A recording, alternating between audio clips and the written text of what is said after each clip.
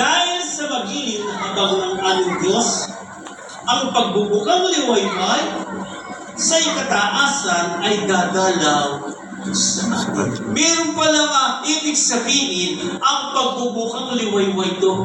Kaya kung malinis ang puso mo, nagpipraise ka sa ating Panginoon na hindi mo alam, dinadalawan ka pala ng banal na Espiritu ng Diyos.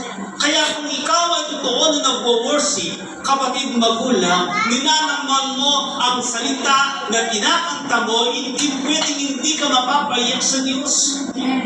Hindi mo pwedeng hindi madama ang kapangyarihan ng ating Panginoon. Sapagkat nililinis mo ang daan ng ating Panginoon sa buhay mo. Kaya gagalawin ka ng Panginoon.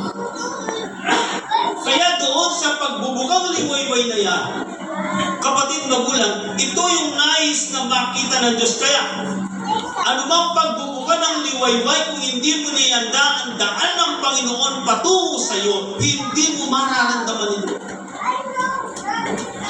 Amen. Kundi ito, kapatid magulang, mahihinig ka lang. Pero pasimula pa lamang na pagpasok mo rito, pasimula pa lamang ng pag-worship natin, inihahanda mo na ang daan ng Panginoon sa buhay mo. Kaya nadadama mo ang kapangyarihan ng Diyos. Wala man tayo sa bundok, nandito man tayo. Kung totoo kang naghanda na nakinig ng salita ng Diyos, hindi pwedeng hindi ka dadalawin ng Panginoon.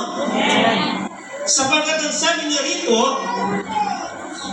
dahil sa magiling na habag ng aming Diyos, nandun pala yung mercy ng ating Panginoon sa buhay natin.